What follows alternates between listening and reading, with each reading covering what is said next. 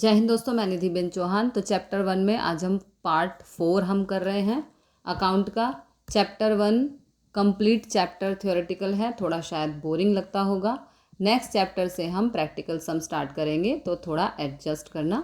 सभी चीज़ें ज़रूरी हैं। जितना फर्स्ट चैप्टर आप ध्यान से समझेंगे उतना अच्छे से आपको अगले चैप्टर समझ में आएंगे। पिछले 3 पार्ट में हमने 21 परिभाषाएँ समझी थी। 4th पार्ट में 22वीं परिभाषा से शुरू करेंगे। पिछले 3 वीडियो ना देखे हों तो पहले वो देख लेना, उसके बाद ये स्टार्ट करना, तो बेहतर तरीके से आपको समझ में आएगा। तो अगली व्याख्या है प्रसारित राजस्व खर्चा, जिसे इंग्लिश में कहते हैं डेफर्ड रेवेन्यू एक्सपेंडिचर। प्रसारित राजस्व खर्च ये अवास्तविक खर्च है। परिभाषा नहीं पूछते हैं फिर भी समझ लेते हैं। तो मानो कि मुझे अपनी क्लासेस की ऐड करनी है और अहमदाबाद में मुझे कोई बड़ा बोर्ड लगाना है ऐड के लिए, और ये बोर्ड लगाने का किराया साल का 10,000 रुपये। मैंने कंपनी को कहा कि क्लासेस का बोर्ड यहाँ 3 वर्ष के लिए रहना चाहिए, तो मुझे 30,000 पे करने होंगे। 1 साल के 10,000 तो 3 वर्ष के 30,000। तो मैंने कंपनी से कहा कि 3 वर्ष के लिए बोर्ड यहाँ लगना चाहिए और 30,000 मैंने उसे चुका दिए। तो 30,000 रुपये मैंने इस वर्ष चुका दिए, लेकिन इसका लाभ मुझे 3 साल तक मिलेगा। 1 साल का 10,000, दूसरे साल का 10,000 और तीसरे साल का भी 10,000। लेकिन अब सभी पेमेंट अभी हो जाती है, लेकिन इसका लाभ मुझे 3 साल तक मिलेगा। तो इस प्रकार यदि हम कोई खर्च करते हैं जिसका लाभ हमें 1 वर्ष से ज़्यादा समय के लिए मिलता हो, ऐसे खर्च को प्रसारित राजस्व खर्च कहते हैं। नेक्स्ट खर्च मीन्स एक्सपेंस। नेक्स्ट है खर्च मीन्स इंग्लिश में कहते हैं एक्सपेंस। आपको पता ही है, हम जो भी रुपए यूज़ करते हैं उसे कहते हैं खर्च। व्याख्या है इसकी, जो खर्ची हुई रकम का लाभ धंधे के हिसाबी वर्ष के बीच मिलता हो उसे खर्च कहते हैं, जैसे वेतन, मजदूरी, दलाली एट्सेट्रा। हिसाबी वर्ष मीन्स 1 वर्ष, मानो अभी 2021 चल रहा है तो 2021 से 22, 1 अप्रैल 2021 से 31 मार्च 2022, इस तरह किसी भी कंपनी का हिसाबी वर्ष होता है। 1 अप्रैल को शुरू होता है और 31 मार्च को ख़त्म होता है। तो 1 वर्ष के लिए, हिसाबी वर्ष के लिए हम जो भी खर्च करते हैं उसे कहते हैं खर्च। एग्जाम्पल वेतन, मजदूरी, दलाली एट्सेट्रा। नेक्स्ट जिसे कहते हैं राजस्व और इंग्लिश में कहते हैं रेवेन्यू। हिसाबी वर्ष के लिए हम जो इनकम होती है उसे कहते हैं राजस्व, यानी कि आय। जो इनकम हम अपना माल बेचते हैं तो मिलती है, और अन्य कोई इनकम जैसे किराया मिला, कमीशन मिला, ब्याज मिला, ये भी इनकम में आते हैं। व्याख्या पढ़ते हैं। जब माल या सेवा को ग्राहक को नगद या उधार बेचा जाता हो तो जो रकम मिलती है या मिलनी बाकी हो उसे राजस्व कहते हैं। इसके अलावा वर्ष दरमियान मिलने वाली हर एक आय को राजस्व कहते हैं, जैसे ब्याज, किराया, कमीशन एट्सेट्रा। नेक्स्ट डेफिनेशन है लाभ मीन्स प्रॉफिट, जिसे इंग्लिश में कहते हैं। इसकी पहले डेफिनेशन पढ़ लेते हैं।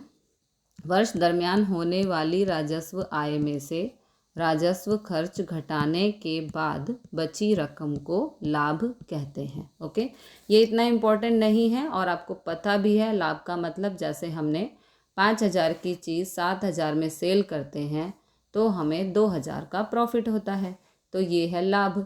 या दूसरे तरीके से पूरे साल में हमें जितनी इनकम हुई है उसमें से सभी खर्च माइनस करने के बाद जो रकम बचे तो ये भी नफ़ा होता है।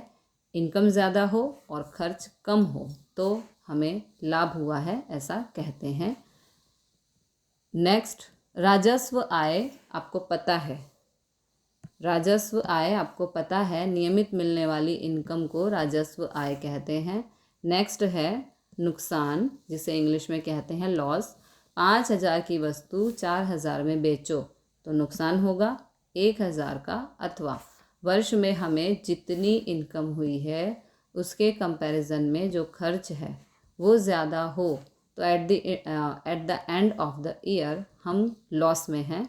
खर्च ज़्यादा हो और इनकम कम हो तो लॉस। खर्च कम हो इनकम ज़्यादा हो तो प्रॉफिट।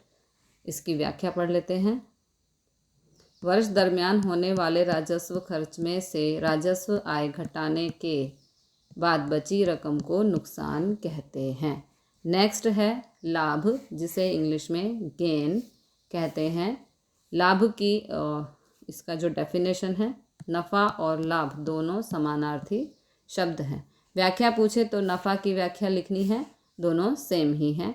नेक्स्ट डेफिनेशन है खरीदी, जो मैंने यहाँ लिखी है। ओके, खरीदी जिसे इंग्लिश में कहते हैं परचेज। हम जिस वस्तु का बिजनेस करते हों और ये वस्तु या तो होलसेलर या डायरेक्ट कंपनी से मंगाते हैं बिजनेस के लिए, तो इसे कहते हैं खरीदी।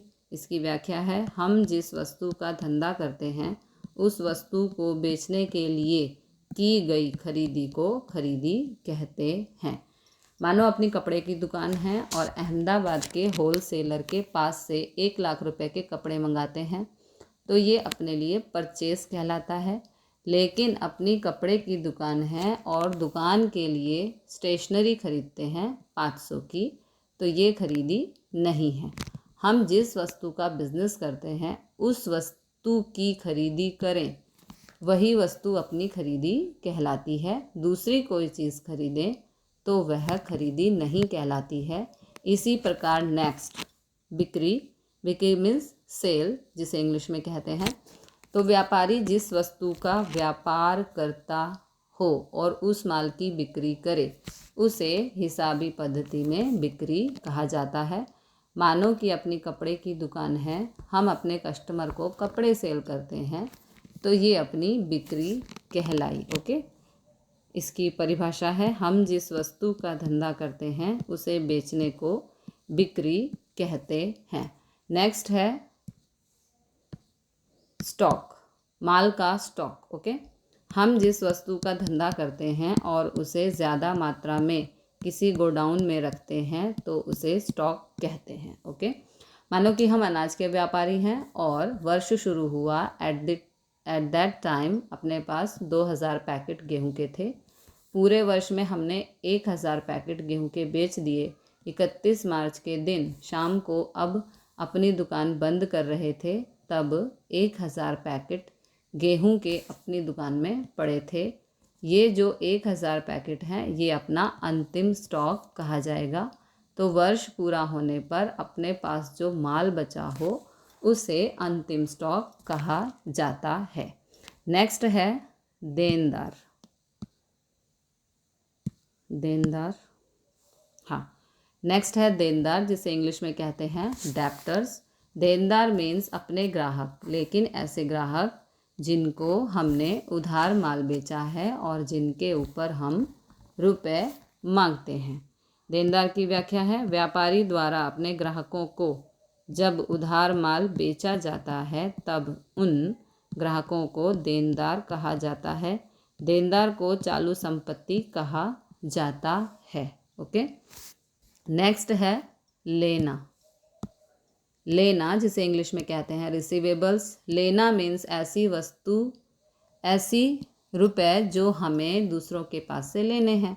अपनी किसी भी एक्टिविटी द्वारा हमें कुछ मिलना बाकी है, ऐसी हर वस्तु को लेना कहते हैं। जैसे हम अपने ग्राहक को उधार माल बेचते हैं तो उसके पास से रुपए लेने बाकी रहेंगे, थोड़े दिनों बाद मिल जाएंगे लेकिन मिलने बाकी रहेंगे। इसी प्रकार हमने बिज़नेस में कोई एक्टिविटी की जिसके ऊपर हमें कमीशन मिलता हो, अभी मिला नहीं, थोड़े दिनों में मिलेगा, तो ये भी लेना कहा जाता है। ब्याज, हमने थोड़ा डिपॉजिट किया था, इसके ऊपर ब्याज डिसाइड हो गया है कि 5000 रुपये आपको मिलेंगे, वीक में मिल जाएंगे, तो ये भी अपना लेना कहा जाता है। तो नज़दीक भविष्य में जो रुपए हमें मिलने वाले हों ऐसे हर रुपए को लेना कहा जाता है। व्याख्या पढ़ लेते हैं। व्यापारी द्वारा धंधे के व्यवहार के कारण अन्य व्यक्ति के पास से कोई रकम मिलनी बाकी हो तो उसे लेना कहते हैं। जैसे देनदार, मिलना बाकी कमीशन, मिलना बाकी ब्याज एट्सेट्रा। ओके, नेक्स्ट है लेनदार, जिसे इंग्लिश में कहते हैं क्रेडिटर्स। देनदार का उल्टा है लेनदार। देवादार में था हम जिस व्यक्ति से रुपए मांगते हों वो हमारा देनदार होता है, और लेनदार मीन्स कोई व्यक्ति हमसे पैसा मांगता हो। ओके, लेनदार का मतलब है कोई व्यक्ति हमसे पैसा मांगता हो वो हमारा लेनदार होता है। हमने किसी के पास से उधार माल खरीदा हो। जनरली होलसेल वाले से हम उधार माल खरीदते हैं और उसे हम कहते हैं कि 1 महीने के अंदर पेमेंट आ जाएगी, तो अभी ये हमारे ऊपर रुपए मांगता है, तो इसका मतलब ये व्यक्ति हमारा लेनदार है।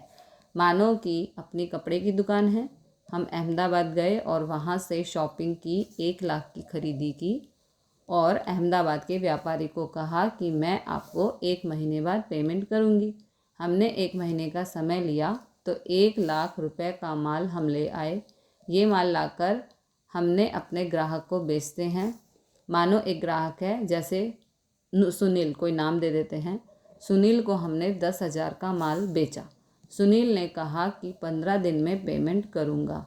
तो अब ध्यान से समझना, हमने सुनील को माल बेचा है, हमें सुनील से पैसे लेने हैं जो हमारा ग्राहक है, तो सुनील अपने लिए देनदार है।